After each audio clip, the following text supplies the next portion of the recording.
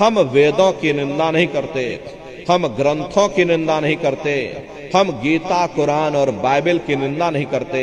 वेद शास्त्र गीता कुरान बाइबल जितने भी हमारे धर्म ग्रंथ हैं, चिल्ला चिल्ला करके सब यही कह रहे हैं कि भाई मनुष्य के अंदर अंड खंड ब्रह्मांड है, स्वयं वो परमात्मा तुम्हारे अंदर बैठा हुआ है। चलो अंदर चलो, अंदर चल करके उस परमात्मा का दर्शन दीदार करो। अब सवाल ये उठता है कि भाई आखिर हम अपने अंदर जा करके उस परमात्मा का दर्शन कैसे करेंगे? तो इसके लिए संतों महात्माओं ने केवल 3 साधन बताए। साधन 3 सारे उनवरने और साधन सब थोथे मान। इस कलयुग में उस मालिक को पाने के लिए महात्माओं ने केवल 3 पूजाएं बताई हैं।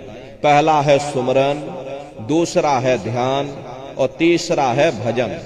सुमरन कहते हैं अपने गुरु को याद करना, ध्यान कहते हैं अपनी दिव्य दृष्टि को खोलना, और भजन कहते हैं कान में उंगली डाल करके उस शब्द को सुनना, उस नाम को सुनना, उस देववाणी आकाशवाणी को सुनना जो 24 घंटे तुम्हारे सबके अंदर गूंज रही है। प्रेमी भाई बहनों, ये सुरत शब्द नाम योग की साधना है। जितने भी महात्मा धरती पर आए उस मालिक को पाया, सुरत शब्द नाम योग की साधना करके ही पाया। देखिए, सबसे पहले कबीर साहब आए। कबीर साहब ने सुरत शब्द नाम योग की साधना जारी की।